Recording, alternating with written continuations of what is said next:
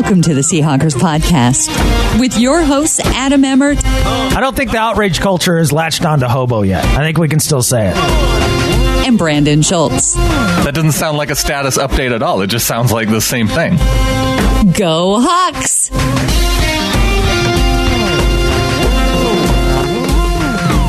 This is episode 205 of the Seahawkers podcast. I'm Brandon Schultz of the Military Seahawkers. Joining me, good buddy, Montana Seahawker Adam Emmert.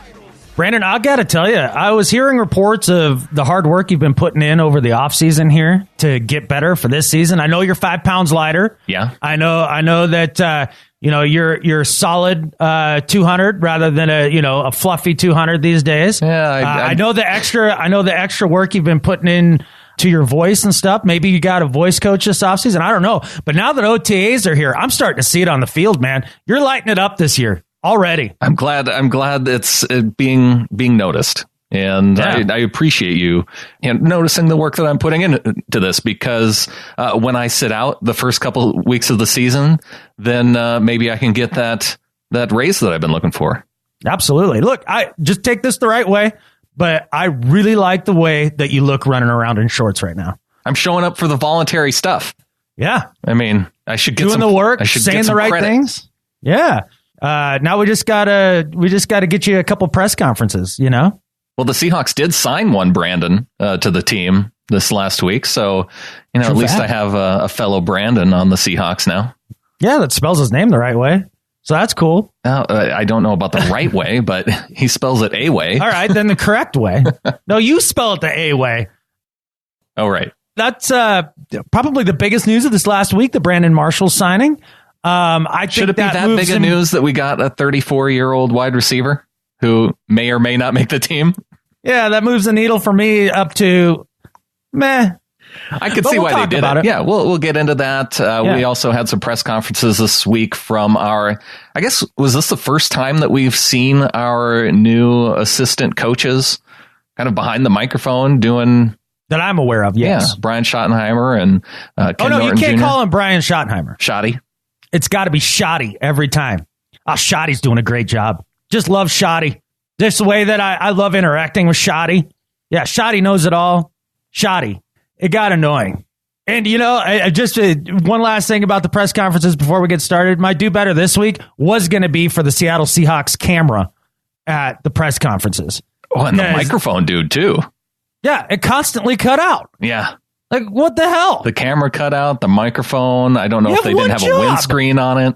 I don't know, man. It's the off season for them, too. And how is there not a Zoom mic?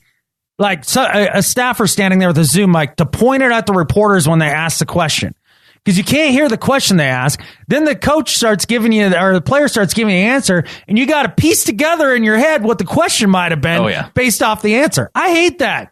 Just get a Zoom mic, dude. Like, it can't cost more than $80. Yeah, it doesn't have to be an expensive one even. I don't even care. Just something turned in the direction of the reporters so you can hear what they had to say. Yeah, is it that hard? No, it's not hard. No, I'm guessing they can afford it. Do we need to start a GoFundMe for a Zoom mic for the Seahawks? Do you think the reporters themselves could pool together or something and buy one so their voices will be heard at the pressers? Yeah, I don't know why it's so hard. I don't either. Some of us like to watch those things. Some of us like to hear the questions. Yes, it makes the answers make a lot more sense. Yes, it does. You can usually figure it out, but I know, but it's just one extra step that I shouldn't have to do. It's like being on Tinder and every picture somebody puts up, there's 3 people in the photo. And you got to go through you got to see which one was considered. Just no. That's one more thing that I shouldn't have to deal with it. That's just swipe left. Screw that nonsense. That's how that works. Same thing. This is just one extra thing that I'd have to deal with. Yeah. I shouldn't have to. We also had a couple of former defensive linemen in the news this past week with Cliff Avril and Cassius Marsh. So I thought some of their comments were interesting. We can talk about that. And of course, we'll get into some do better and better at life. Maybe not a 2-hour show, but it'll be a full one nonetheless. We got our 2-hour show in a couple weeks ago. Right. Well, let's kick things off with Brandon Marshall. The Seahawks now have a 4th receiver in Seahawks history. Well, providing that he actually makes the team, they'll have a fourth receiver with more than 10,000 receiving yards in their NFL history. Yeah, I could care less about pass yards racked up with other teams for the most part. I've always liked Brandon Marshall a lot, and especially once he left Miami and kind of got it together with the Bears, mental health issues. Yeah, and figured out his deal and worked hard on himself. I thought he really turned himself into an awesome dude. I mean, for one, and I remember just before he signed with the Jets, I was one that was lobbying hard for them to go after Brandon Marshall. I think he's a heck, or at least in his prime, was a heck of a receiver. Oh, yeah. Now, what does he have left? I don't know. I mean, his 2016 season wasn't horrific, and he was playing with the beard, not exactly a world beater. No, but he had 60 catches for almost 800 yards, only 3 touchdowns. But for a guy at 32, a receiver at 32 years old, that's not a bad season. And 2 years removed from that. Now, granted, he was injured last year with the Giants and coming back off of injury now with the Seahawks. And we'll see if he has, one more good year left in him. But at the same time, God, look at Larry Fitzgerald, who's been doing it. Yeah, he's not Larry Fitzgerald. He's not Larry Fitzgerald, but Fitzgerald's 34 last season and, had over 1,000 yards. Yeah, he's not going to have anything like that. This honestly feels... Anquan Bolden went on for a long time. True. This feels a lot more to me. Now, that's a better comparison there because of just a style of play. I mean, Anquan Bolden, my daughter can run faster than him, and he was still out there as a good possession receiver almost all the way up to the end. Just because he was a big, strong guy, could go up and catch the ball. And Brandon Marshall's game has always been kind of the same. He's never had elite, take the top off of defense type of speed. Right. But, good route runner, super strong hands, and can totally body dudes up. I don't know about you, but this feels a lot more to me like we've signed Braylon Edwards or T.O. compared to, say, you've signed somebody like Anquan Bolden or Steve Smith towards the end of his career. Well, Marshall did have issues with drops last season, but every season. Brandon Marshall has had trouble with drops. I don't know if he had quite as much trouble as Braylon Edwards did. No, those are two different animals there completely. I'm just saying that, being at a stage of their career where you bring in a veteran, maybe he rubs off on a couple of the young guys in camp like David Moore or Amara Darboh. They get a little extra experience and it makes them better. And then he's cut, by the third preseason game. He makes it through the whole preseason, there's a lot of people we've talked about with the hoopla in the offseason. And they point to Brandon Marshall's past and go, oh my gosh, here's the guy who's had all kinds of issues in his past with arrests and all those years before, like you said, when he got things straightened out during his times with the Bears. And I think we've seen just a different guy from then on. I mean, he did get into it a little bit with Jay Cutler, but during his times with New York, he never got into it with Ryan Fitzpatrick. He never had anything bad to say about Eli Manning after his year in New York. So I feel like here's a guy who has matured over the years. And 10 years ago, or even 5 years ago, where you look at the guy and what he's done in the past and go, oh, geez, I can't root for a guy like that, because he's been so open about his journey through his mental health issues and trying to. He seems like a totally different guy, and he's turned into a guy that you can kind of root for. That's why you take each and every individual as an individual every time.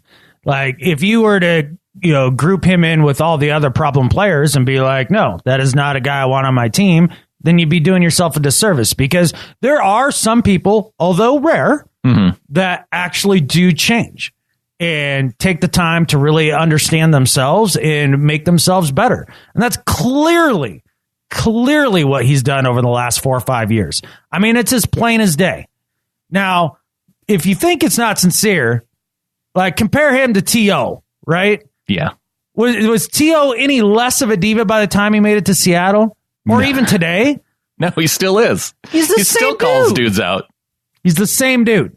He hasn't changed at all.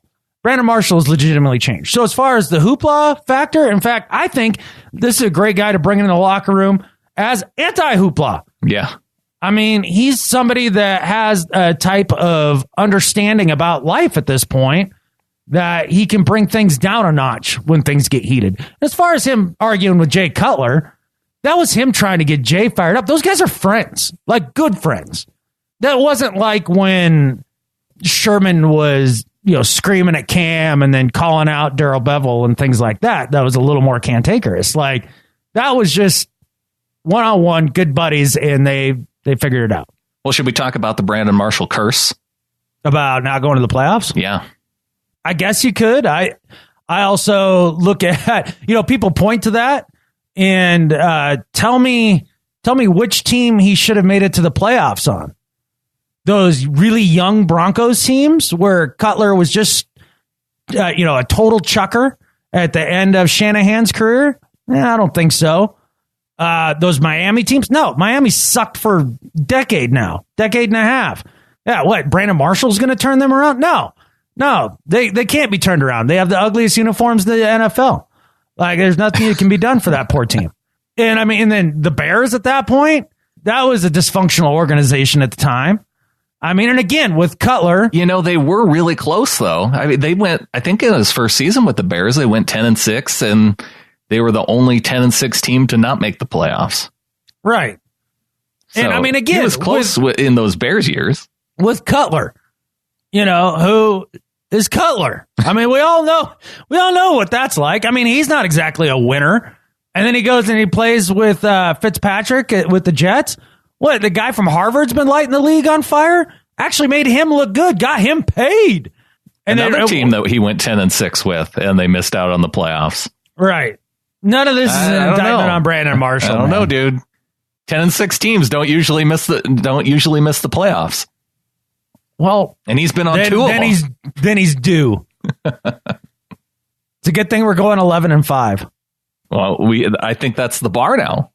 Now that if Marshall's going to be on this team week 1, the Seahawks have to go 11-5 just to be able to make it. Yeah, 10-6 won't be enough. That's still a big if he makes this team. I am skeptical that he will. I kind of want him to, though.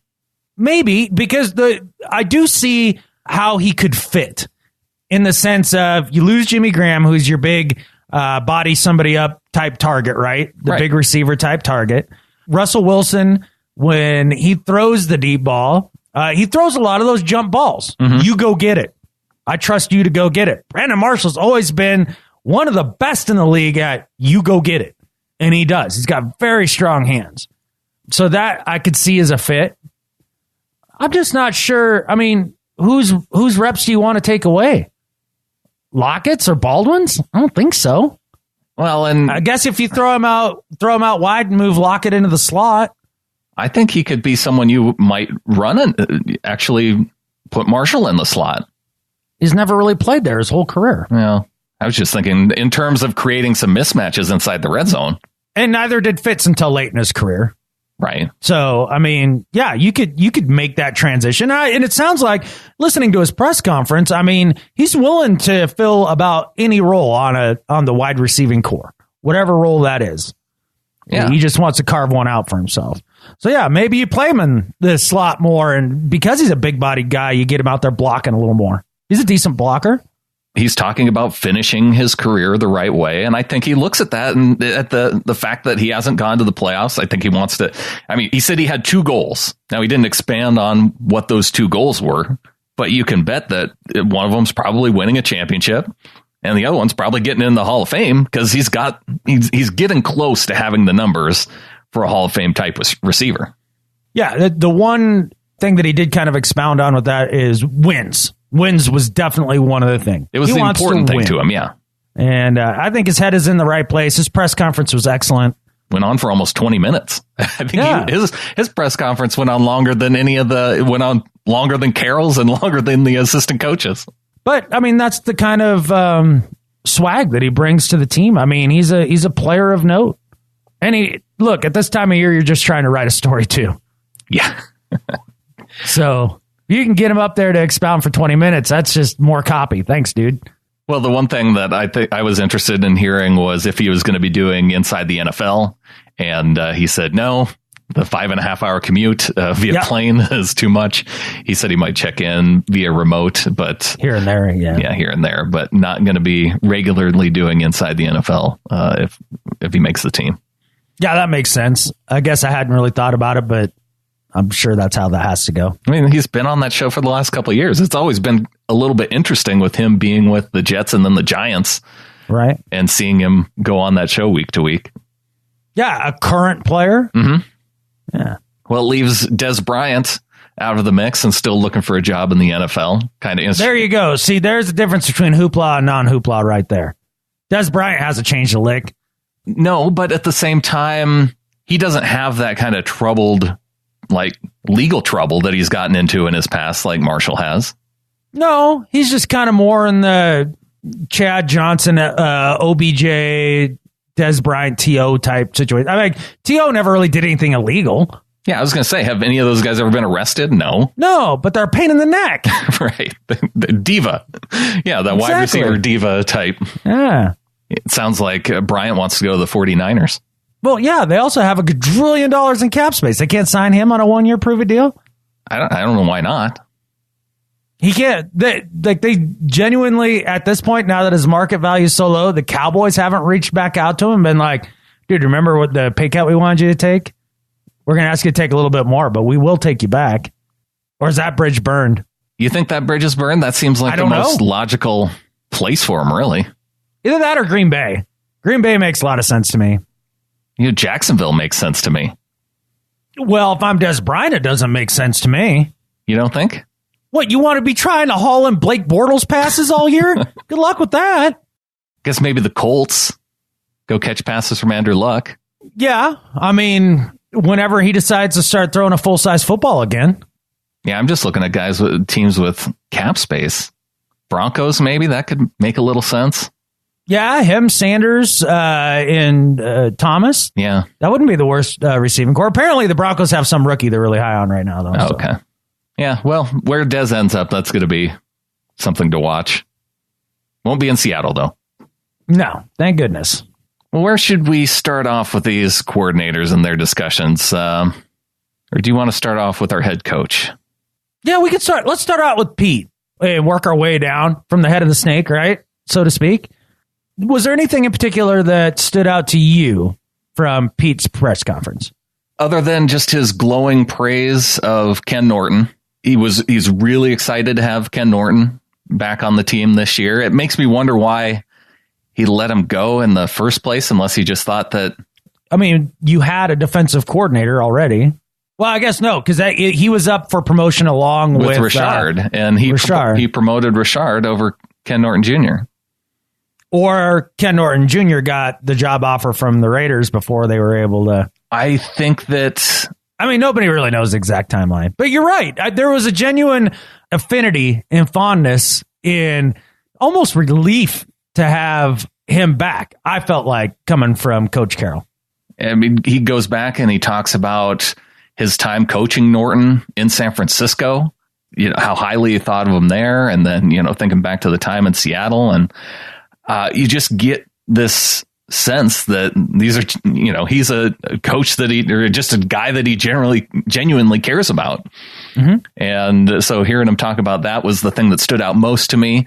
The other thing that jumped out at me is the expectations for David Moore as a receiver, a guy that we really hadn't seen a whole lot of, but that was a guy that he talked about that it seems like he expects to make a jump this year. And a guy that you go back to last year, Dwight Freeney, it was a player that had to be cut just so they could keep David Moore on the team, so another team wouldn't snatch him up from the Seahawks practice squad. Right. So they're really looking for, I mean, you kind of got a sense from Pete, I think, that they're looking for one of the second-year dudes to really take a step, whether that's David Moore, Darbo, or like Cyril Grayson. Yeah. Like that's kind of what they're banking on in a lot of ways. And maybe Brandon Marshall is insurance for that. If none of those guys step up. Correct. Yeah, and there's really a lot of guys coming into their second year that could be stepping up on this team, right? You named all the wide receivers, but shoot, there's Chris Carson. who, from all accounts, sounds like you listened to Schottenheimer's press conference and talking about the stable of backs, how excited he was about the group of running backs that they have now. And listening to Michael Sean Dugar's, or just reading his article regarding some of his notes. Towards the end, he talked about Chris Carson and just how fast he looked. I don't think we should count out the idea that Chris Carson could be the starting running back and get majority of the carries. Oh yeah. I think that's very, very much in play. In your mind, when they drafted Penny, did you already kind of concede in your mind that Penny was going to be the guy? A little bit. Yeah. Oh, interesting. Okay. My gut would have been that Chris Carson would still be the guy getting the bulkier carries. I don't know. And I think it goes back to, I still think that Coach Carroll is trying to get back to the way he had his run game structured at USC. Yeah. Having the dude that, the thunder and lightning. Right. And maybe that's more where it looks when you have Carson and Penny both healthy. And then you have a guy like Procise, if he can get healthy, competing with and Penny. Everybody's sleeping on McKissick. You still got McKissick. You still got Mike Davis, who can play a little bit. The competition in that group is going to be very fun throughout the offseason. That's one I'm definitely watching closely. And are we going to see one of those guys who gets cut and then goes and does good things elsewhere? Probably. Yeah. I mean, it seems, whether it's Spencer Ware, whether it's Alex Collins, Thomas Rawls, we're probably going to see him have a good year somewhere else this year. I know. No, but mark your words, which would have been mine. Thomas Rawls is going to have a big year as a New York Jet. Yeah. With Teddy Bridgewater as a starting quarterback. I know you want that. You want that bad. Dude, I'm just telling you, I've been reading reports. Teddy's looked really good. What did the Jets sign him for, and could the Seahawks have made that work? $6 million for 1 year. Okay, that probably would have been a little bit too steep for Seattle and have a backup behind Russell. And I think Teddy wanted to go somewhere where he could play. Yeah, I was just thinking more of a guy who could show up in preseason and maybe be a kind of trade chip eventually. So that's kind of the thought in New York right now, right? With Teddy, is you've got McCown as your bridge guy, and then your future in Darnold. And so now you just got Teddy insurance that you can trade away. I mean, if I'm the Jacksonville Jaguars, I'm making Teddy Bridgewater trade, man. Yeah. Then maybe bring in Dez. And now you're talking at something there. Now you have a little bit of something on offense to go with your defense. Yep. But what do I know? Why didn't they just sign Teddy for $6 million? The Jaguars could afford that. Because they didn't want to hurt Bortles' feelers. Yeah, make Bortles feel the heat. And it's like, dude, I do not understand the obsession with trying to prove that the Bortles pick was a good one. Like, what you saw last year was his ceiling, and that was abysmal. Yeah. He can hit the check down, man. I'll give him that. Yeah. And he can run a little bit. Within a game of going to the Super Bowl, with Bortles being meh. Which was awesome for him. Which was great for him. Yeah. But it won't matter because Teddy will be the starter in New York and Thomas Rawls will be his backfield mate there. And he's going to rip it up. Maybe we'll be closet Jets fans this year. I don't know. I'll always be a Thomas Rawls fan. When you have Thomas Rawls on that team, you got Jermaine on the team. Look, and that I find it funny how people just turn their back on players when they leave. Like I remember kind of the hate for Golden Tate, right? And then Jermaine Kearse left, and everybody's like, whatever, see ya. Thomas Rawls leaves, same thing. Richard Sherman now on the Niners. He's a bum, blah, blah, blah, blah. Now Richard Sherman's working hard to unblock everybody on Twitter who was a Niners fan. He's putting in a lot of work into that. It's ridiculous, man. Like the idea that everybody will flip. Like, I still think Richard Sherman's a really good dude. Yeah, it's okay. Yeah, he's a good man. I don't hate him. No, I hope his team loses every single game. Absolutely. But I wish him zero ill will. Don't you think fantasy has kind of fixed that to a certain extent, though? Maybe fantasy fixes nothing. It ruins everything. How many times do we have to go over this? Stop playing fantasy football, people. It's better for your deal. There should be only one team you root for, and the name of that team is the Seattle Seahawks. Well, yeah, that should go for everybody. This is what I'm saying. Anything else come out of Carroll's press conference for you? Just the hard sales job he was giving us all on Schotty. That was a used car salesman telling me all about the, 1989 Buick LeSabre that I should buy. And, well, it's only had 4 owners and, we've gone through it all. GM makes a great car. I'm sure it'll be fine, even though it's an old LeSabre that's falling apart. Real tough sell to me. Well, he did that with both coordinators, though. It wasn't just Schottenheimer. Which one felt genuine? Okay. And I'm going to get back to genuineness because there was one player who had a press conference just the other day that I feel like was extremely genuine for maybe the first time. You think Russell Wilson's press conference was genuine? I feel like I actually got a sense of who the hell he is. Okay, so you went back and watched it after I said that it looked like he had worked on his press conference game. Right. Interesting.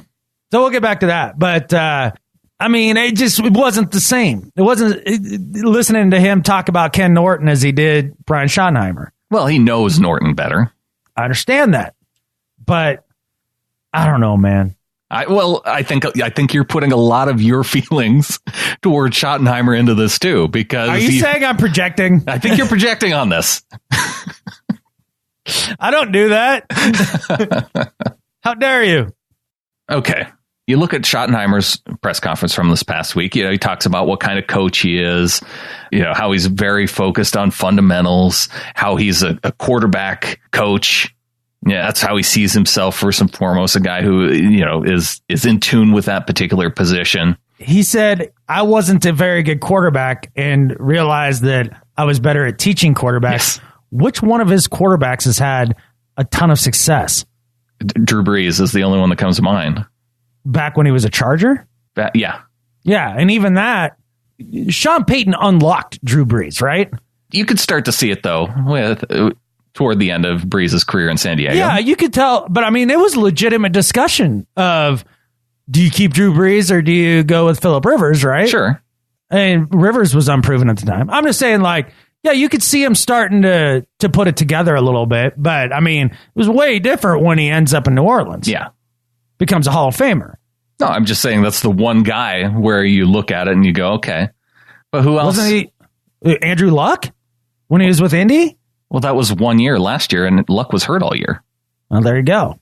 So, I don't know. I can't point to Mark Sanchez and be like, look at the way he developed Mark Sanchez. And I don't know if... Who with the Rams? Well, who do you have? You can only do so much with what you've got. Bradford, a first-round talent that stunk under him.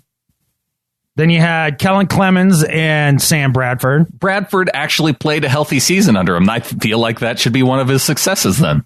Well, he doesn't. He waved his magic wand at Bradford CLs and they stayed together? I don't think that's how that worked. Hey, I'll take it. Then Kellen Clemens and Sam Bradford, and then Austin Davis and Sean Hill. You're saying that he had a lot to work with? A lot of people, look, Sam Bradford is still getting number 1 picks traded for him. I don't know how many times a first-round pick has been wasted on Sam Bradford, but it's been a few. So people think there's talent there. This will be legitimately the first time that he's had a quarterback who, if you don't see... As long as you don't see regression, As long as you don't see regression, right? I guess is what you're hoping for. But then you got Pete talking all about how just having that one voice of Brian Schottenheimer in there to talk to Russell Wilson is going to unlock a lot of the rest of the game for him. That now being in his 7th year? I can never remember exactly what year it is for us. Yeah, year 7. Year 7, okay. Yeah, he's had 6 seasons in the books. Okay. That now he finally has an understanding to run everything, have complete control of the game. And somehow Schottenheimer is going to help him realize the rest of that potential. Even if, let's say that Russell Wilson does make some steps. Based on your opinion of Brian Schottenheimer, are you going to attribute it to Schottenheimer, or are you going to just attribute it to Russell Wilson continuing to try and get better? I feel like at this point, a lot of that depends on what it looks like.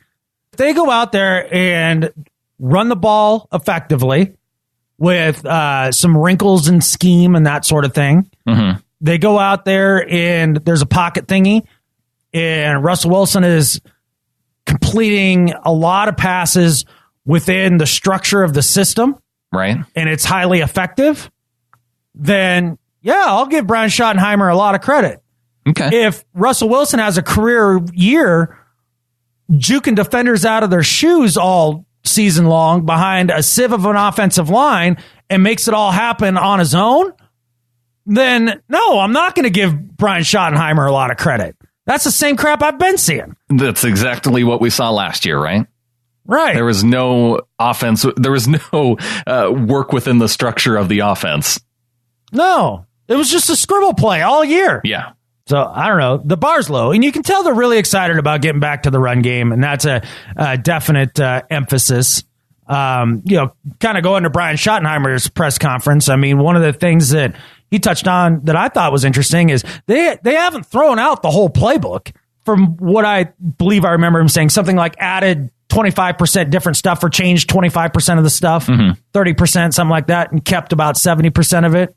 Yeah. So there's a lot that's going to look exactly the same. Yeah, and I can see that. I think his philosophy that jumped out at me was got to be able to run the football when people know that you're going to run the football.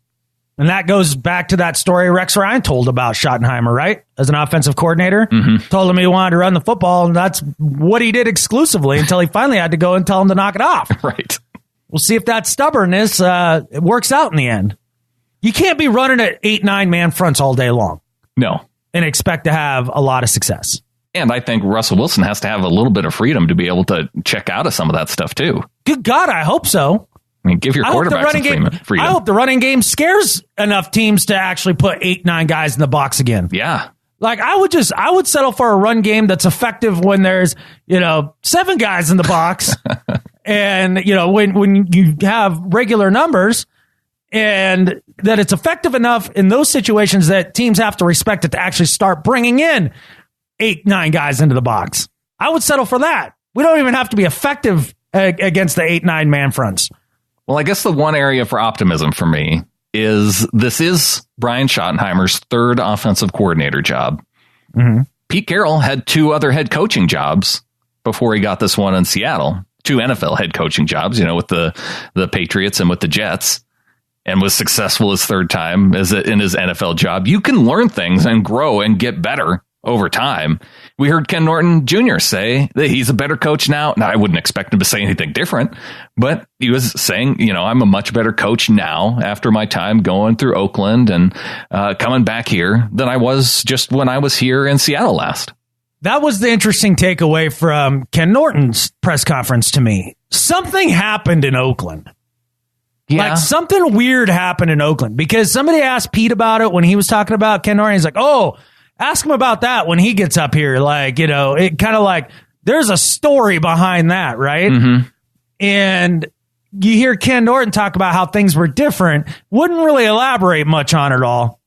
But you can tell something affected him there. Like something that he really was like, whoa, okay. Well, he pointed specifically to the 12-4 season that he had as defensive coordinator and didn't talk at all about last year. Whatever it is that happened, that is something that made a major impression on Ken Norton. Let's put it to you that way. Sure. That's the sense I got anyway. Yeah, there's something there. I wonder, though, listening to his press conference, if our local reporters know that he's not just the linebackers coach anymore. Like, they know he's the defensive coordinator, like the entire defense, right? No, all I need to know is how he relates with Bobby and KJ, remember? Yeah, every question seemingly was about Bobby and KJ and about linebackers and how smart linebackers are. Oh, how great linebackers are. Well, it's funny, too, because, that's been kind of the shift in narrative of this team. We even saw it at the end of last year where Pete starts talking about KJ and Bobby being kind of the focal point of the defense. Mm-hmm. I don't think it's any accident that the focal point of the defense has changed from DBs to linebackers, and your defensive coordinators have switched from a former DB coach to now a former linebacker coach. It was really interesting, too, listening to Bradley McDougall talk on the radio this past week and how great it was to have a former player as the defensive coordinator. Did he not know that Chris Richard also played football in the NFL? Well, was that not apparent to the players? He must not have. Well, I mean, Ken Norton had success. I mean, he won chips as a player. Right. Yeah. Is a high level player. But still, you have to recognize that your former coordinator was actually a player, and he just. Yeah. I mean, it's the difference in, being coached by Steve Spurrier, who was a former quarterback. Sure. Right. Exactly. And somebody like Ken Norton, who was a Super Bowl champion as a starting linebacker. I understand the difference. Yeah. I get it. I'll give McDougald a pass there. Okay. Oh, hey, speaking of McDougald, since he plays safety and might be taking over Cam's spot, just in case you didn't know, Cam might play. Cam might not play. Yeah, that's what I read this week. I saw depending on his body. I saw that Cam Chancellor had a status update, and it's that he could still play or maybe not play. Yeah, maybe. Depends on how his neck does. That doesn't sound like a status update at all. It just sounds like the same thing. That's exactly what it is. It's the exact same thing. Hey, Malik McDowell still on the team. He could maybe come back, or he could be done. Maybe. I don't know. You should write a story about it, though. I should. Big update on Malik McDowell's status. There's some nonsensical ones out there, man, these days. It just unlimited diarrhea continues out of the mainstream media. Have to keep that going. Yeah. Where's the sound drop, dude? I said it. I was going to get it in there. Unlimited diarrhea. Unlimited. There it is. All right, you feel better now? I do, man. I've just wanted to hear that once in the show. You needed to have a little bit of unlimited diarrhea this week. That's exactly right. Well, if that's what we get from Russell Wilson, from him being a little bit more open in his press conferences, I'm all for it. Yeah, man. I felt like that was, again, one of the more genuine times I've heard Russell Wilson speak. Like, it was kind of from the heart. You could tell he's kind of just, I always kind of knew he was kind of a dork. Allow his inner dorkness to come out a little bit. And you're like, oh, okay. I can see why the guys enjoy him. I get, like, in the positivity stuff, you always kind of knew, right? Like, you didn't know how much of that was, talking out the side of your mouth, or if it was something that he truly believes and all that. But it's really ingrained in his way of thinking. There's no doubt about it. It's genuine. He was jokey, which I enjoyed. I thought he had a very thoughtful answer to the anthem stuff. Right. If you're interested to see what he had to say about that, I'd encourage you to listen. I don't know. That was my quarterback, man. It's like the first time I feel like that's the first time I really met Russell Wilson, the person. Yeah, only in his 7th year. It took a little while. And, maybe that's, we've heard, I think, from every reporter who's been at OTAs these last couple of weeks about how different it seems. And maybe some of the moves in the offseason have allowed Russell to feel like maybe it feels more like my team now, maybe, and I can be myself rather than trying to be somebody else that certain players on the team wanted me to be. Yeah. And I'm just not. Yeah. This is who I am. Here we go. So, I think that's an excellent point. I mean, some of the personalities that left were large personalities and loomed large over the locker room. Yeah. Now he has a little space to breathe. It could be himself. I mean, it's amazing if you've ever been a part of just even a small group. And because I've been worked in offices where it's been, 10, 11 people, and 1 or 2 people move on, and it completely changes the dynamic of that group. Right. And sometimes it could be for, it can change for the worse, and sometimes it can change for the better. And you have to hope that this is the change for the better. And if he can feel like he can be more of himself, and we're seeing this change just in the press conference, that could be a good sign. Yeah, very well could be. I guess we'll see. I mean, that should be the mantra for this team all season. We'll see. I guess we'll see. Like, I don't know exactly what to think. I do have very specific recommendations for our 2 coordinators, though, that I want to see. I think instead of calling Schottenheimer Schotty, that just seems too easy. I think he should be the visor. Just how Bill Belichick's the hoodie. Brian Schottenheimer's the visor. I was going to comment on the visor. That needs to go. You're not a visor guy? Is he a 21 or a 19-year-old frat boy? It's a simple question. Are frat boys specifically visor guys? Yeah, the visor dude is the 19-year-old frat boy that comes from a family with a little too much money and plays a lot of golf. Yeah, I never did care for the guys on the golf course that went visor only. Yeah. Do you think now is that because they're generally huge douches? Do you take that away because of their personalities or because you're losing your hair a little bit that you feel like it's kind of flaunting? No, not at all. I mean, you can be bald and go with the visor, I suppose. I mean, but you don't. I've seen people do it.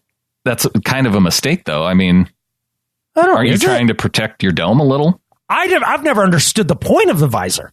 Well, you want to protect your eyes from the sunlight. You can't be bothered with the little extra fabric over your dome. I think the dudes who wear it are flaunting the fact that, yeah, hey, look, I'm in my mid-40s and I still have my hair. Good for you, dude. Why else are you going to wear it in your 40s? Like you're a grown man. Know. I'm not offended. I understand the utility. You're missing half your hat. It's a half a hat. Now, does your head stay cooler though with the visor? By what? A half a degree tops? Maybe. You're not. I don't know. My training camp version of the New Era hat that I bought this year for the Seahawks has amazing fabric mesh in the back that keeps your head awfully cool. Because the blue really traps the heat in there with the Seahawks hat. True. So you have to go white.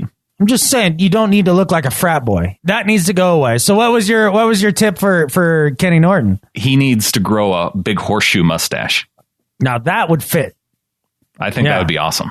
I could get on board with that. Okay.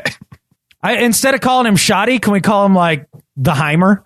I want to call him the visor. As long as he continues to wear the visor, he gets called the visor. So when I saw his press conference pop up, right, and I saw his picture with the visor, right, my heart immediately sank. It's like, oh, God, that totally confirms like a couple of my own feelings about this, you know? Like, oh. You already don't care for the hire, and then here he is showing up in a visor. Yeah, dude. Quit being cheap. Buy a full hat. You can afford it. You got a new job. The visors I don't think that they're cheaper. Now, if they're not cheaper, that's a scam. I've never looked at visor prices. Seahawkerspodcast.com/fan. I'm going to need Congress to immediately stop what they're doing and investigate this. Whatever Robert Mueller's doing right now, I need him to figure this out. We can just be like the McDonald's dudes and sue for not discounting the price of the hat, for not having the whole... you're talking. Sometimes you have good ideas, and sometimes you have amazing ideas. And that was amazing. We should be able to get $5 million out of the NFL. I feel aggrieved. Yes. The white Seahawks visor on sale right now, $17.24. That was on sale, that visor? Well, yeah, because you can't sell them regular price. How about, is there a non-white white one? I feel like the white ones sell slow. There's 9 visors, and every one of them's discounted except for one. Okay. What's the highest priced one? $25.99. What would you say the average is, just looking, if you were just kind of guess? 20? Yeah, about 17. Okay. All right. Okay, so I bet the average lower price is lower than a hat. All right. What are the hat prices? Just out of the best sellers, anywhere from 27 to 35 for the fitted ones. That's acceptable. Okay, so about $10 less on average, probably, for a visor than a hat. So basically what you're saying is visors are for poor people, and so it's like a hobo hat. That's what I'm getting out of this. Wow. Brian Schottenheimer, the Heimer, wears a hobo hat. I would have taken it to just simple economics in that, most people don't want visors, so they don't charge as much for them. Nope. No, they're hobo hats. Yeah, that's right. Is hobo the politically correct term? Well, they don't have any campaign contributions to give, so I don't know that it matters. Adam, with all this visor talk, I think it's a good time to thank our sponsor this week, Hims. Hims is a new wellness brand for men. Let's say you have a problem With watching your hairline slowly starting to move backward, maybe you've realized you can't wear a visor anymore without having to use sunscreen on the top of your head. Thing is, when you start to notice hair loss, it's time to act. It's easier to keep the hair you have than to replace the hair you've lost. If Visor Guy is who you are, then you don't want some weird solution like wearing normal hats, especially when you can turn to medicine and science. Fortunately, there's a solution. forhims.com. Hims connects you to real doctors and the generic equivalents to what used to be only available as name brand prescriptions to help you keep your hair. And as we discussed, visors are cheaper, so you can still be Visor Guy, save the money you would spend on a full hat, and put it towards saving your hair. Order now. Our listeners get a trial month of Hims for just $5 today, right now while supplies last. See website for full details. This would cost hundreds if you went to the doctor or a pharmacy. Go to forhims.com/hawkers. That's forhims.com/HAWKERS. forhims.com/hawkers for your first trial month.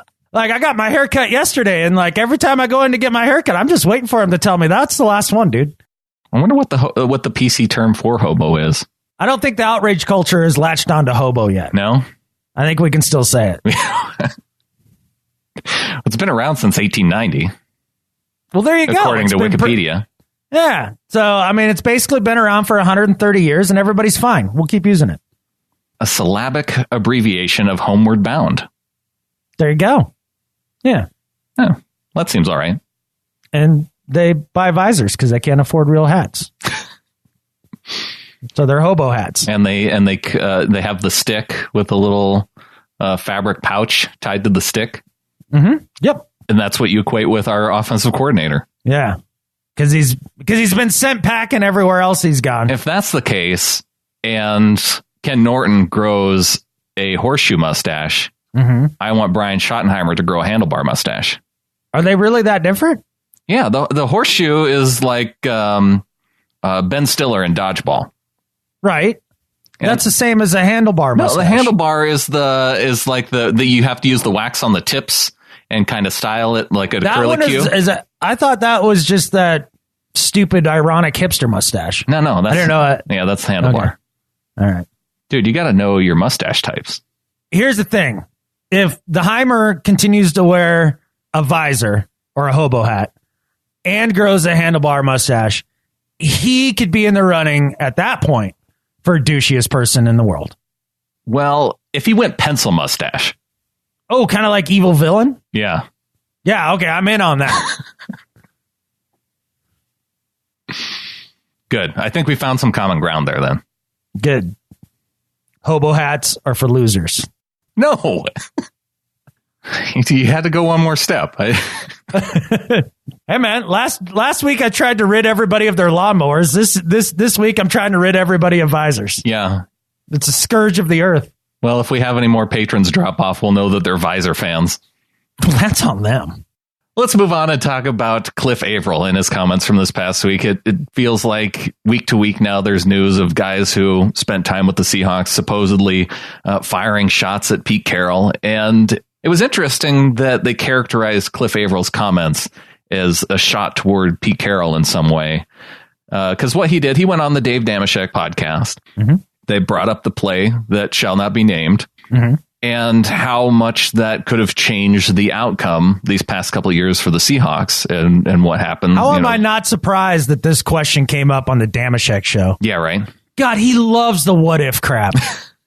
It's like his favorite thing. It's probably his favorite thing. And what would have happened if they would have handed the ball off to Marshawn and he would have gone into the end zone and the Seahawks get back-to-back championships? Well, Cliff Avril says that he thinks the Seahawks would have gotten one more in the next 2 years because he felt that after that particular play, certain players on the team didn't buy in as much. Yeah, and I find that comment interesting in the sense that I don't know that he was saying specifically because it was Carroll.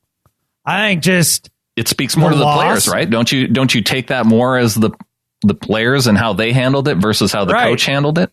Right. My second question would be, who got paid in that offseason? Oh, yeah. I mean, or within, a season or two of that, correct? Like guys were getting paid left and right. Yeah. So you get paid. Shouldn't that be enough to keep you motivated? But oftentimes the motivation slips a little bit. You're not hungry. And the thing is that there's so much that you could put on the defense after those years. I mean, look at the 2015 season where they opened up the season with 2 wins and 4 losses. Yeah. A lot of those games could have gone either way. And a lot of those games I look at in the fourth quarter collapses. 2015 season where the defense couldn't hold on in the fourth quarter. Mm-hmm. So what could Coach Carroll, what could he have done? Well, here's what the media would have you believe, that because Coach Carroll threw the ball on the goal line and they lost in that Super Bowl, the defense forgot the next couple years how to cover a tight end. And so, therefore, they didn't buy into covering tight ends anymore. They said, we're going to do everything but cover tight ends. Right. Because he didn't hand the ball to Marshawn. And I'm bitter. Does that make any sense? Well, no. That makes more sense than I think what the media narrative probably would be, because that's something that actually happened. But what's Pete Carroll supposed to do? We as fans haven't been able to get over that particular play. And not only that, it's hard to get over. The offensive line was terrible because they didn't buy in? Or was it a bad Marshawn Lynch bad got coaching hurt with bad talent? Yeah, and then retired? Right. I don't know. It's all, I mean, again, just more of the same from the mainstream. More of the same in terms of how they're characterizing Avril's comments. I mean, I take it as this is what he saw during his time. Yeah. And I don't see it as shots toward anyone. I just see it as him saying, I saw some players who maybe didn't buy in as much as they could have after those 2 years. And that maybe if we win back-to-back ones, that people are more dialed in and going out and getting a third in 4 years. Right. But, they were right there. Yeah. Contending team every year. I mean, they gave up 2 big drives to Carolina. Right. In Carolina in their playoff run to the Super Bowl. They were pretty well on their way to, they're hanging in there with the Falcons until the defense kind of collapsed in the latter end of that game too. Mm-hmm. Whereas it was in the first half against Carolina. And I mean, Russell Wilson's interceptions didn't help in that Carolina game either, but no doubt about it. But here's the thing, like what you need to do in the NFL to win a Super Bowl is be in contention until the playoffs, right? Like be one of the top, 4 or 5 teams in the league, and then have Lady Luck smile on you a little bit, and you get through the playoffs and you win the Super Bowl. If you take that same Philadelphia Eagles team from this last year and put them in the last 10 seasons, how many Super Bowls do you think they win? I don't know. I think still just one. Like sometimes it just comes together, and there's a little bit of a little bit of Lady Luck, injuries. Just think about how many close games the Seahawks won in that span. Yeah, I mean, eventually the tide goes will turn on you a little bit. Yeah, it's just a lot of averages. Maybe it sounds like we're kind of in the same boat on this. If Seattle wins back-to-back titles in 2013 and 2014. I'm kind of the opinion that, these last 2 years probably go relatively similarly. I don't know if anybody's more or less bought in. And even if they are a little bit more bought in, I don't know if it changes the outcomes of the playoff games. No, and I don't see the front office making very different moves if they win that Super Bowl. The only thing I maybe see a little bit differently is, and coaches too. I think you still see Dan Quinn leave, still see Gus Bradley leave. Of course. Well, he left before Dan Quinn got there, but I think you still see some of these movements in coaching. And maybe Darrell Bevell ends up leaving a little bit early if things go a little bit different in the second Super Bowl. So playing the what if game, I know you don't particularly like it, but I just don't see it being much different. I think 2015 maybe could have started off a little bit better. Maybe you actually see a defense that finishes in those games instead of getting beat. But if you go back and you watch even the 2013 Super Bowl season, there were a lot of close games that they came out ahead in that could have gone the other way. So, yeah, I think there's a lot of different ways it could have gone if they had won that Super Bowl. I don't think it would have made any difference between winning and losing that Super Bowl with the way that all the other teams kind of figured out in the offseason following the Super Bowl loss how to exploit what Seattle does on defense. And that's how they were getting killed late in those games, right? Yeah. They were exploiting the tight end down the seam because we did what we did and we didn't change. And the league caught up. Like, whether or not they won that Super Bowl wouldn't have changed whether or not, the rest of the league figured out that defense that following offseason. And I think another way that people are approaching this, especially guys like Cliff Avril and Michael Bennett and Richard Sherman who have gone, you talk about the window closing. Well, the window has closed on that particular group of players on the defense. Now, the window is still there for guys like Bobby Wagner and KJ Wright because they're still on the team. But the whole Legion of Boom era with that particular group of players that we've known, Cam Chancellor and Richard Sherman, and when Brandon Browner was there. And that group, now we're moving on. I mean, the Patriots were very successful when they had, Teddy Bruschi and, the back end of their defense with Rodney Harrison and company. Yeah. So Ty Law, those early years. Right. Yeah, a lot of guys on defense that made them successful with young Tom Brady, and that team shifted. It's just going to be different. Doesn't mean your window has to close. Oh, the window's slammed shut. It's done. Yeah, I mentioned at the top of the show, Brandon Marshall being among the guys with 10,000 plus receiving yards. Jerry Rice, 22,000 career receiving yards. It's ridiculous. Yeah, it is. He's like 7,000 ahead of the next dude.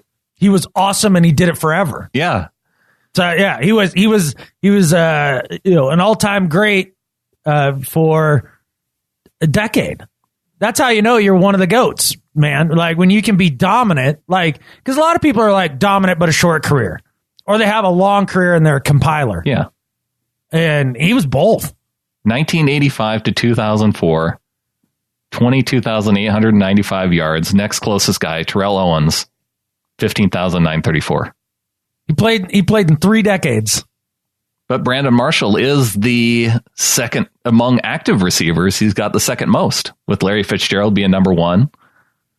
He might be able to take T.O.'s spot after this season. And Marshall down 23rd on the list. Well, I mean, again, that's past production. I'm not really too concerned about that. I'm just hoping for somebody who is a productive player at this point in their career. I mean, whatever that looks like, then I would take it. But I'm just not convinced. I mean, coming off injury and being at the age that he's at, he's going to be able to beat out some of these younger dudes. And you know that Schneider and Pete Carroll have a penchant for going with the younger dude if it's close. Yeah, and a lot of that has had to do with special teams in the past. And I wonder now, with the kickoff rule changes, if that's going to impact at all how the type of guys that they keep around for special teams. I'm curious. I don't know. I don't know if that would affect their decision making, right? I mean, just an idea of it takes a little of the emphasis off having guys like that. I just don't know what the makeup, structurally of guys of who you want on your return team changes. Because necessarily, I don't know if you want the bigger dudes. But I guess when I look at guys that Brandon Marshall, Tanner McAvoy is probably one of the bubble guys on the roster this year at receiver, right? And David Moore. But particularly McAvoy, where you say, well, here's a guy that played offense and defense. He has the ability to tackle because he played safety. Is he going to be expendable or in an area where like special teams where he would probably see more use and have more utility for the team in addition to, the 1 or 2 plays, being a 6'6" type of wide receiver? Yeah, that's an interesting question. I think when you start looking at the bubble guys, I think one of the things you need to think about is those guys need to be the versatile players, right? Like, that's the whole point, that you keep that guy at the end of the string. Is like, well, heck, if somebody goes down a tight end, well, we got Tanner. Somebody goes down a wide receiver, well, we got Tanner. Emergency quarterback, Tanner can play. Right. You saw that with McKissick a little bit last year. Yeah. you increase your value that way. Right, because then you have a guy who can do kickoffs and punts and play running back, play receiver. And Marshall doesn't have that kind of versatility at this point in his career. No, he is what he is. Right. And probably not a guy who's going to be playing special teams. I wouldn't think. No. Well, I feel like we're kind of moving into the second half of the show here. See that Earl Thomas ranked number 42 in the NFL Top 100. Okay. Do you want to discuss that on the flip side? Let's do it. Okay.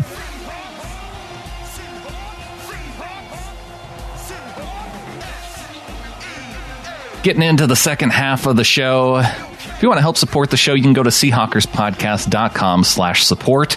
Whether you want to get in the flock there, or if you want to go through one of our affiliate links that we have set up there. A new one coming up for Father's Day. The Morris 4x4 Center is offering folks a free $20 gift card on orders of $200 or more using DAD20 at checkout. So look for the Morris 4x4 Center logo on our support page. And if you need some parts for your vehicle, Adam, I know you're a Jeep guy.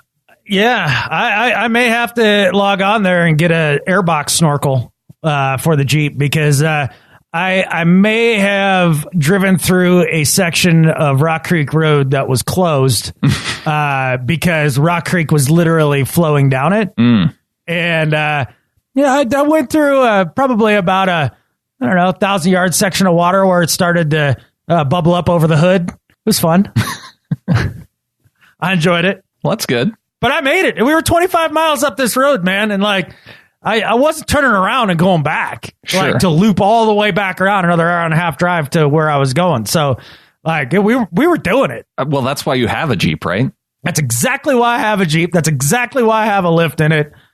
Yeah. I was like, that's what, we're doing this. Yeah. Well, yeah. If you do need that particular kit, you can go to seahawkerspodcast.com/support, and I'll put that code up there, DAD20, and make sure you use that at checkout, and you get free $20 gift card out of the deal. Sweet, man. Don't have to pay anything extra. That's the great thing about going to our support page. It's just stuff that you can do that if you're going to do it anyway. Right. It just kicks a little bit back to the show. Exactly. Thanks, guys. Appreciate it. We mentioned the NFL Top 100. It is list season. Of course, the NFL Top 100 may be the dominant list of the offseason.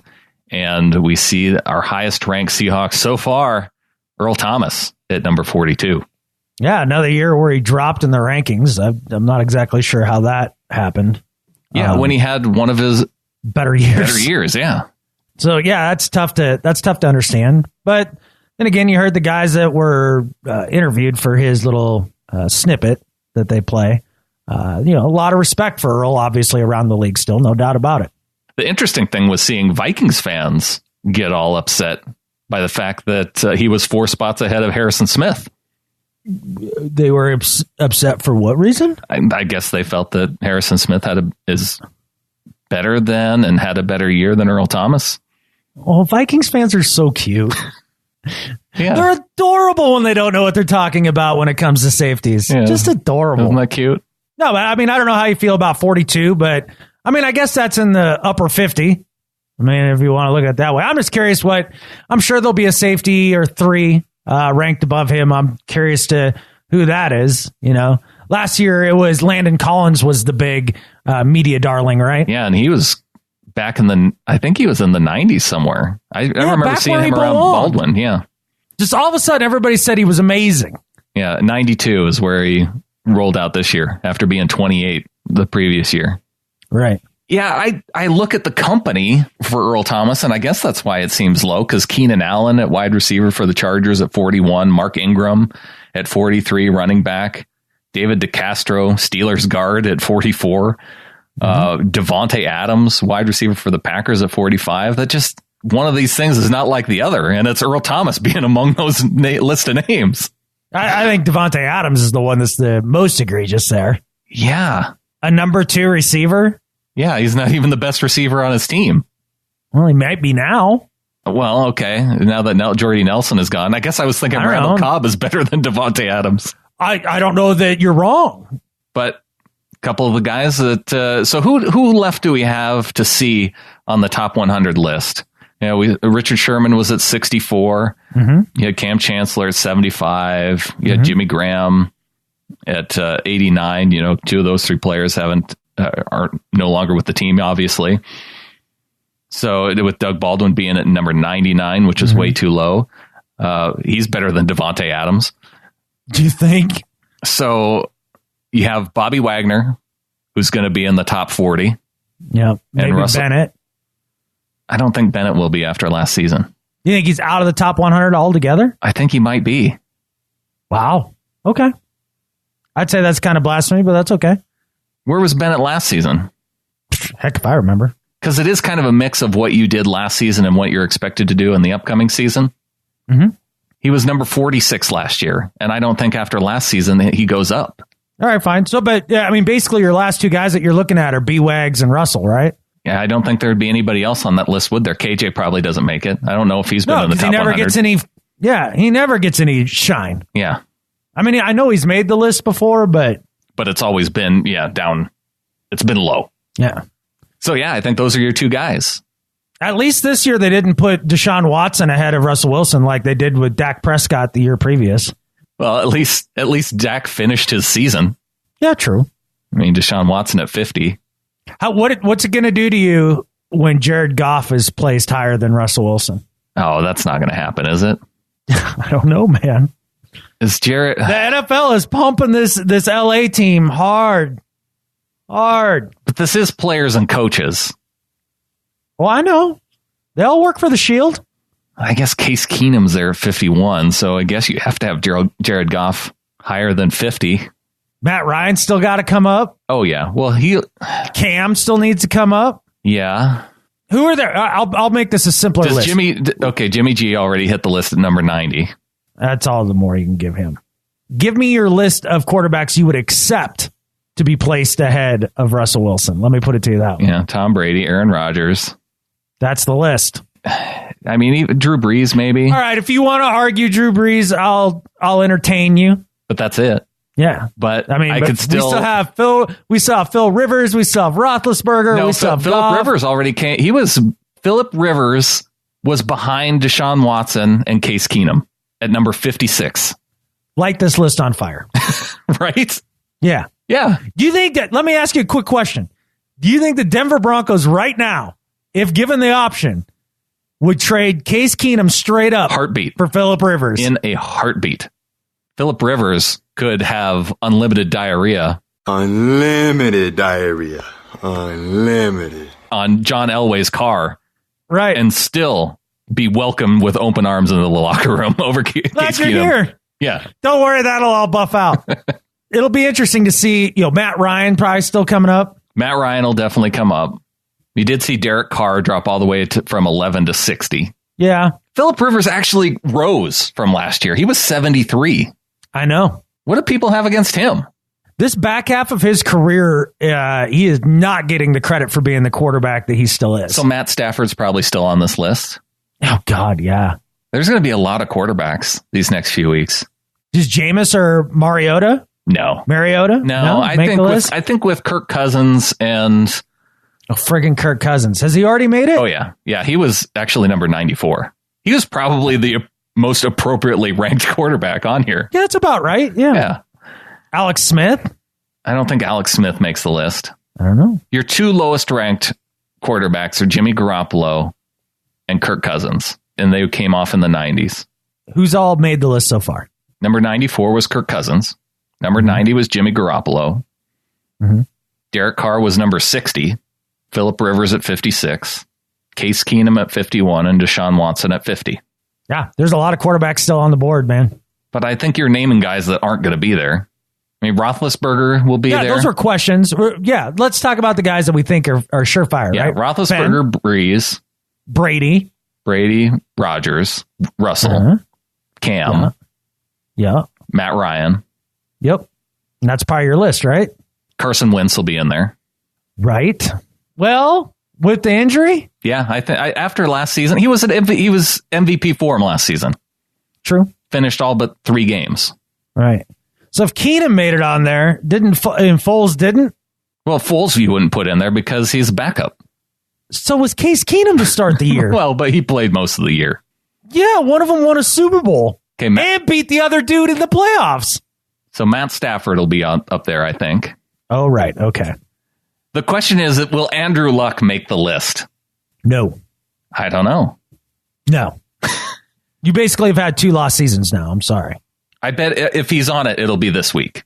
Well, if he's on it, it would have been a couple weeks ago. Well, last season, Andrew Luck was number 51. So, yeah, he's probably missed his window for this year. Yeah. Because even last year, people said, what is he doing that high? Mm-hmm.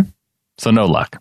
So what I want to hear from all the listeners this next week through email and stuff is, which quarterback would you be most offended was placed over Russell Wilson? Which one would offend you the most? Offend you the most? Mm-hmm. Well, it'd probably be the worst one. Well, everybody's got a different opinion on that, yeah. I think the one that'll fire people up will be, I bet Carson Wentz will be ranked ahead of Russell Wilson. That would be sad. It's going to happen. Prepare to be sad. If they put Matt Ryan above him, that will make me pull my hair out. Yeah. That'd be the one. Well, especially after last season. And every other season except for the 1 year. Ryan was the MVP. You know? Hey, it's list season. Don't get fired up about list season. Don't do that to yourself. Dude, it's boring out here. Got to do something. Got to do something. All right. Well, I'm doing a little something. I've been playing Far Cry in my off time. What's that? You never heard that? You didn't see that game that it's based in Montana that has like the religious cult? Oh, I saw one of our high school classmates like post a photo. Yeah, Clearwater that Junction. It wasn't. It is. No, it is not. There's a million things wrong with that scene right there. Like what? It looks nothing like, other than there's a big cow there. Yeah. That's the only thing that's the same. The rest of it looks completely different. Yeah, well, they got the cow. Well, whoop-de-doo-dah. You got one of a million. All right, so how is it enjoying fake Montana when you could be out in real Montana? How's that look? Well, it's a little bit satisfying. It's like I feel like I'm taking Montana back from these drug dealing jerks. Is that the ultimate villain in the game has a man bun, so that he needs to go. I bet you in the final fight scene he'll be wearing a hobo hat over top of his man bun. I don't know if that's true, but if it does, I'll definitely let you know. If it's not true, the programmers of the game need to make that happen. That needs to be an update. You need a visor. I think I can make my character have a visor. Well, but if you want him to be dead, yeah. Yeah, well, I want to be able to survive in Montana.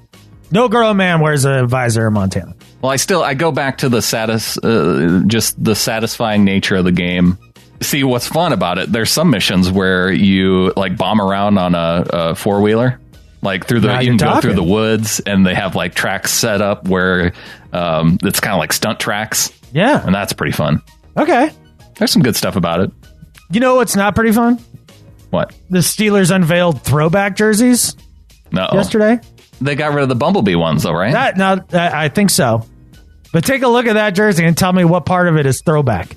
Well, here's the headline. Steelers unveil new throwback uniforms, and they are glorious. Right. Look at the picture. They look the same. Exactly. How are they different from their regular uniforms? They're going back to the block style numbers from the 70s. Well, how are they not? That's different from what they have right now? Apparently, ever so subtly. I think, yeah, because they have more rounded numbers on the modern jersey, and they're going back to the blocky. But that's the big change for a throwback jersey. Huh. It's catfish and stupid.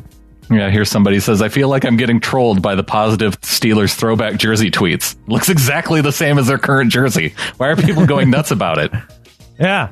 Now, the throwback part of it would be if they had the sleeves going down to the elbows. Right. Because you look at all of those, 70s and 80s style jerseys. Yeah, they had the Byron Maxwell sleeves. Well, Byron Maxwell just wears sleeves underneath his jersey. No, his jersey's like extra baggy. I don't feel that way. Well, I don't care how you feel, Brandon. That should be clear by now. It's called sleeves because he just wears long sleeve shirts. It matters about as much as the changes in the Steelers uniforms. I know that much. Well, at least they don't have the Bumblebee one, so that's probably why Steelers fans are so fired up about it. They're like, "Oh, yeah, these aren't the Bumblebee ones. These are great." Yeah, it's like the idea of us being able to eliminate the Action Green Color Rush jerseys. Like, those are gone now. I'm really excited about them. I don't think that they are. They're gone. We're not ever wearing them again. No, I don't think. I think you're going to find yourself disappointed if that's the case. It's just that they aren't doing Color Rush exclusively on Thursday night. I think that was the story. Wait. I thought Color Rush was going completely away. I don't think it's completely away. I just don't think it's going to be a Thursday night thing. That would be a tragedy because those things need to go away forever. They're not going away this year. If I'm going to have an alternate jersey, I want it to be like a 90s throwback looking Seahawks jersey with gray helmets. Just do it with the blue helmets. I don't care what the helmet looks like. Sure, yeah, you can do it with the blue ones. I'm just saying that ideally, if I could have my way, that's what I would want. Oh, yeah, ideally. I mean, ideally, the Rams, they wouldn't have to mismatch their helmet with their well, that's what they get for changing to that white one anyway. Yeah, I mean, it looks weird having the throwback helmet with the regular uniforms. I mean, I get it. Like, that's from the days of the fearsome foursome and all that. I got you. But, I mean, they have had a problem sticking with their best color combination throughout their franchise's history. The best is the yellow and blue. Just leave it like that. Don't go to that gold and navy. Yeah. Don't do the white and in navy or whatever you got going now. Just go with the straight up blue and yellow. It looks great. I just think if you can do Action Green with blue helmets, you can do throwback style uniforms with blue helmets. Oh, yeah. They clearly don't give a crap if anything looks good when you look at those Action Green jerseys. I think it would look fine. Yeah, the throwback jersey with the current helmet. I still don't know why you can't just slap a gray decal over the entire helmet to make the color work. What, the NFL can't afford to buy every player 2 helmets? That's the other thing. Like for real? I don't understand why you can only have one base color helmet. Yeah, I've never quite understood that. It sounds like it's financial, is what I've always gathered. They can't afford a Zoom mic, and apparently they can't have hard times for the NFL, man. You got to cut back. Yeah, those poor billionaire owners. Well, we got our poor thousandaire podcasters, but fortunately, we have some new members of the flock this last week. All right. Even after getting skunked last week, that feels good. Yeah, well, the one thing, too, Matt and Linda came in with a $3 pledge, I think, the day that we recorded. So I'm going to say that we didn't get skunked that week and that they picked us up, but I carried them over to this week, and they sent us in a message here. So I've been listening to the podcast since I became a Seahawks fan, which actually happened about halfway through last season, and it's great. It sounds like two guys who happen to be good friends and love talking about the Seahawks. Because that's exactly what it is. No BS and always entertaining. Keep up the great work, guys. Awesome. Thanks, guys. Yeah, and that's basically it. We just like to sit and chop it up about football. So I'm glad you find that worth becoming a little flocker. Yeah, no BS, but we do have unlimited diarrhea. Unlimited. Thank you. You bet. Also got a $3 pledge here from Bill Powers at WD Powers 81 on Twitter. Says, hey guys, I signed up as a Patreon. It was just a little bit of a pity pledge because I was tired of hearing about no one signing up. Anyway, wait, it happened like 1 week. I know. Anyway, good work on keeping me updated and entertained about the Hawks. Sends us a reminder here too. He was the one that sent us the beer from No Lie Brew House for our Picks and IPA sweet. show. I definitely. In fact, I bought some No Lie beer just this last weekend to take out to the cabin. Well, Bill said, see, it's too bad you didn't get this message earlier because he says, just let me know when you need some more beer and I'll get it to you. Yeah, I need some more beer. No, I mean, I was super generous last time. It was super appreciated. Yeah. So yeah, at any time. Yeah, that was fun reviewing it on the show for the Picks and IPA show. Yeah. And I did mention too, we got 2 new ones, but we dropped back 1. I think we're at 256 right now. And depending on whatever happens here when we roll over into June. But I noticed that we did have 1 person leave, and they didn't leave a reason. So it only leaves me to assume that it was because of your bad take on 80s rock last week. I didn't have a bad take on 80s rock last week, so I don't know what you're talking about. I had the perfect take on crap butt rock in the worst era of music that's ever been invented ever. Yeah, it was so bad that you chased away one of our listeners who probably enjoys 80s rock. They obviously don't know what to listen to then, because they're not going to listen to us and they want to listen to that crap. I'm a little bit disappointed. I'm disappointed in that whole decade. So, and we did have 1 iTunes review come in from this past week. Says, Best Hawks podcast in the game by Aaron P181. This podcast rules. Always pumped when I see it pop on my feed. That's awesome, man. I like that. I've always liked the phrase, it rules. It rules. This podcast rules. It's very 90s, you know? Yeah. That rules. I like it. Thanks, man. Appreciate it, Aaron.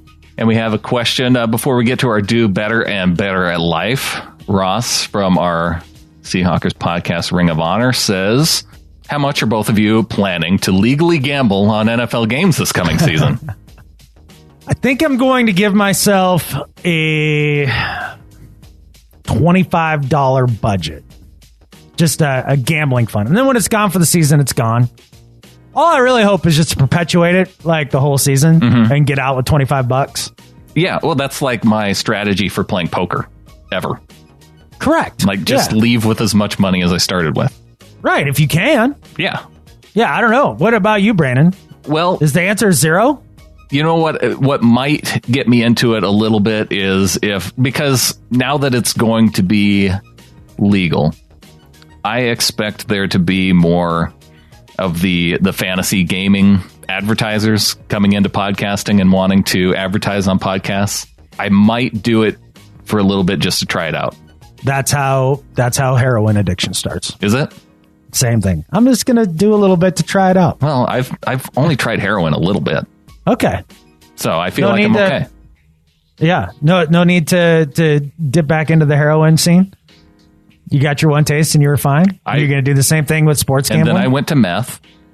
Oh, tried a little bit of that. That makes a lot more sense. You have to try everything. Well, yeah. A little smorgasbord of sin, right? Some gambling, some drugs. Yeah, it's great. You have to know what works. Absolutely. How am I going to know what vice to settle on? There are young people that listen to this show. Don't try any of that stuff. No. Don't do meth. Keith says he wants to hear more about alternatives to traditional lawns. Oh, alternative to traditional lawn? Yeah. Well, there's a lot of different ways you can go. But, I mean, first and foremost, you can just find out what the native grasses are and plants in your territory, like wherever it is that you live, and you can landscape your whole yard with native stuff. And guess what? You don't have to water it because it evolved to live in that climate. It's amazing. Gardening tips from Adam Emmert. Or you can just pave paradise and put up a parking lot. Just do that. Well, you want some trees. Or not. I mean, that's another, you might have to rake leaves. Oh, I forgot nobody rakes leaves anymore. They use those stupid leaf blowers. Where do you put the leaves when you blow them? I don't understand the leaf blower for the life of me. It is one of the dumbest inventions I have ever seen in my life. It is one of the laziest. It's barely effective. Like, you can get more done with a rake faster or a broom, and they're noisy as hell. Yeah. And they look stupid.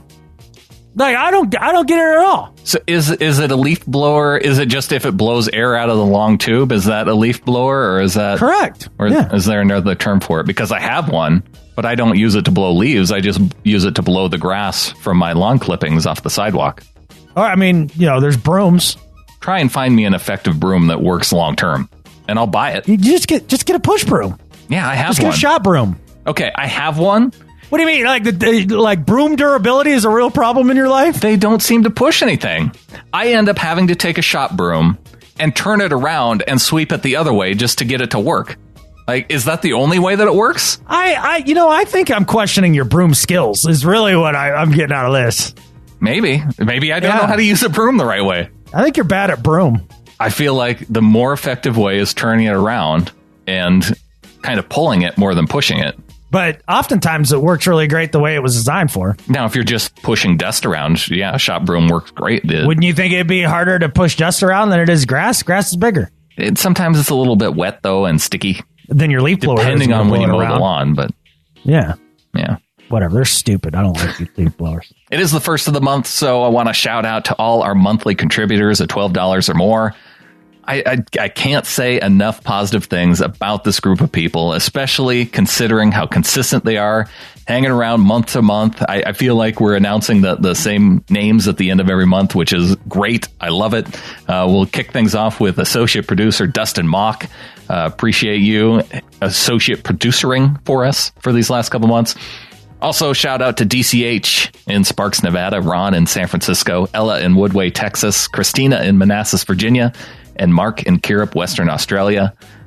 Thanks to Ross in Eureka, California, Jameson in Murray, Utah, Summer in Vancouver, Rowan Federal Way, David in Camas, Washington, James in Linwood, Sven in Teltow, Deutschland, Tim in Austin, Texas, Keith in Covington, a.k.a. Flocktimus Prime, Sam in Altadena, California, Craig in Camas, Washington, Christian in Bergen, Norway, Young in Anchorage, Crystal in Oldsmere, Florida, Paul in Jacksonville, North Carolina, John in New York City, Brandon in Huntersville, North Carolina, Dave in Hong Kong, Glenn in St. Cloud, Florida, Joshua in London, Garrett in Northern Ontario, Kevin in Keene, Texas, David in Newberry, South Carolina, Lisa in Seattle, Mike in Anchorage, Alaska, Jonathan in Ridgefield, Washington, Kathy in Eureka, California, Pepper in Greenville, South Carolina, Thomas in the Bronx, Annalisa in New York City, John Paul in Palmer, Alaska, Gary in Chappaqua, New York, Becca in Manhattan Beach, California, Taylor in Inglewood, Colorado, Craig in Pasco, Washington, and John Patrick in Pierce, Nebraska. Diehards, man. You guys are awesome. Yeah, I love going down that list month to month. Yeah, can't thank you guys enough, and it really does help keep us going, especially this time of year. I feel like we say that every month this time of year, but maybe you just need to hear it once a month too. We tend to say true things, Sure. And so if it becomes repetitive, I mean, I guess that means we just not willing to lie just to say something different. That's true. So I think that's good. You know, I put out the suggestion to our members of the Ring of Honor about what are some of the topics we should talk about on the show this week. And one of the things that's my takeaway is that they don't really care if we talk football or not. Yeah, exactly. I guess with that realization, we could probably get on to do better and better at life. Sorry, David, we're not doing Islands in the Stream this week. It's not happening. No, because we got to rehearse, to be honest. It's true. And by rehearse, I mean just look up the lyrics so that we can at least do it a little bit. So maybe next week. Okay, on to do better. Let's do it. My do better this week, Brandon, is for a story written by the internet website named Express. This headline, an article, quote unquote, showed up in my Bleacher Report team stream for the Boston Celtics. And this was the headline of the article. Okay. Boston Celtics news, Kyrie Irving and Gordon Hayward, huge trade announcement made. That was the headline. Oh, okay. It's like, whoa, okay. Well, that's weird. That sounds important. I'm going to read you the entire story. Do we have time? Yeah, we got more than enough time because this is the entire story. I swear to God. Boston Celtics general manager Danny Ainge has dropped a huge hint that neither Gordon Hayward or Kyrie Irving will be traded away this summer. All right, then. That's the entire catfishing article. If you're going to try to write an article and it's no longer than a headline, that's not an article. Go back and do some research and get something real to write. Wow. Like, this is unbelievable. The whole thing, the entire article is one sentence. One. Well, at least they don't make you spend any more time on it than you need to. Clearly, they didn't spend any time on it either. They couldn't be bothered to write even a paragraph regarding this, like where they got, what they found out about it, what the hint was that Danny Ainge said. Any speculation, nothing like that. Nope. Just one sentence. That's a Not full gonna happen. article. Yeah, and I clicked on it. You've been clickbaited! Clickbaited! Totally, man. They got me. I just feel stupid. Ugh, Express. Express got you, man. Express got me. Bleacher Report got me. So Express and Bleacher Report, do better. Write actual articles. It'd be like putting out a show and you play the intro and you're like, end of the show. Call it a week. That's a podcast, folks. That's a wrap. Woo! No, the best thing to do would have been you play a pre-roll ad, then you play the intro, right, and then you give 2 sentences, then you play another ad, and then you go to the outro music. Perfect. Nailed it. Yeah. Good show. Yeah. That would be, if Express ever started doing podcasts, that would be what their podcast network would sound like. Yeah. Hey, welcome to episode number 2. I'm going to read this tweet from Danny Ainge. Good night. See ya. We'll be back next week from another tweet from another player on the team. Exactly. Stay tuned, folks. My do better this week is for Twitter.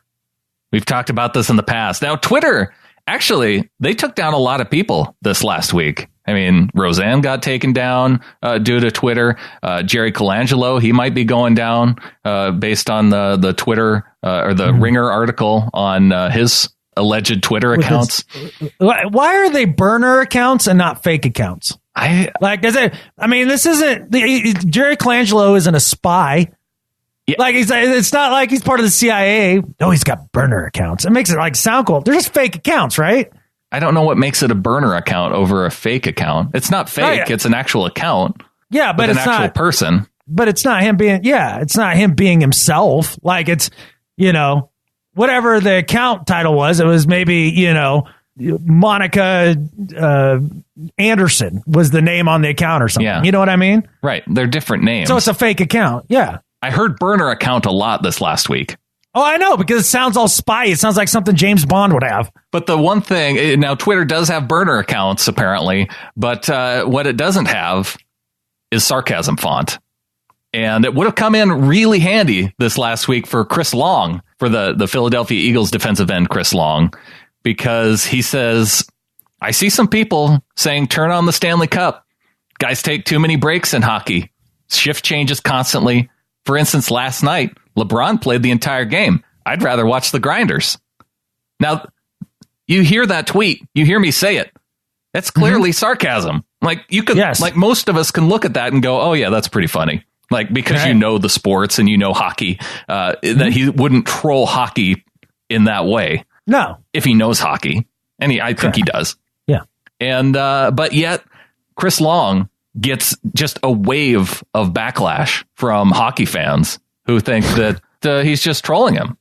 This could easily be fixed, Twitter, if you had a sarcasm font. To anyone who, please God, works in Silicon Valley, this is one of the biggest problems that is affecting America. We need italics. I need italics on my phone. I need italics on the Twitter, on the Facebook. Give me italics. Why can't I have italics? Yeah. Why? It's not that hard. There's not one damn good reason. Not one. It can be done. It's possible. It would save relationships. It would save Jobs. People like Chris Long a lot of headaches. Yeah. Yeah. So for anyone who didn't get the joke, or even if you thought he was serious and were somehow bothered by it, and for Twitter for not having a sarcasm font, all of you can do better. All right. My better at life this week is for Everglades National Park, because they're doing something about the second biggest problem in America. And you know what that is, Brandon? Pythons. That's right. Burmese pythons. They are the second biggest problem in America. I know everybody worries about North Korea and ISIS and the economy and, the police brutality, all that. No, we should be worried. We're taking our eyes off the ball. We should be worried about pythons, because pythons are terrifying. They're like 17-foot snakes that can stand up 4 feet with infrared vision, can climb trees, and they can swallow you whole. They're the most evil thing that's ever roamed the earth, and they're out of control in Florida. And so in Everglades National Park, they're now looking to hire hunters to come in and start smoking these guys. That's right, because it's time for war. It's time to go to war against these evil, disgusting creatures, these pythons. This needs to be eradicated from this continent. It is the most terrifying thing on the continent right now. This is such a huge problem that when they're talking about hunting these snakes, they can't hardly find them because the swamps they hide in are practically impenetrable.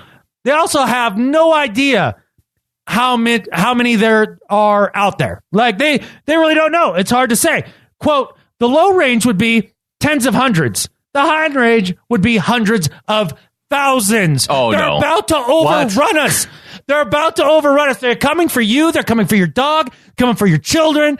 And everybody needs to get down to Everglades National Park with their gun.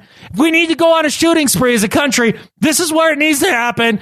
So thank you, Everglades National Park, for being the tip of the sword to rid us of this scourge. They are better at life than Skip Bayless. Wow. I know how much you dislike snakes. It's almost as much as you dislike green lawns. Oh, I dislike snakes even more. I know. That's what I meant to say. You dislike them more. They terrify me. My better at life this week is for Dr. J.J. Watt. That's right.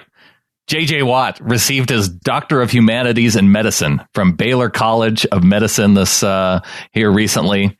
He posted a picture of it up on Twitter on May 29th. So J.J. Watt, now a doctor, and already putting his degree to good use because he wrote a prescription to defensive end Christian Covington. And it's a prescription slip.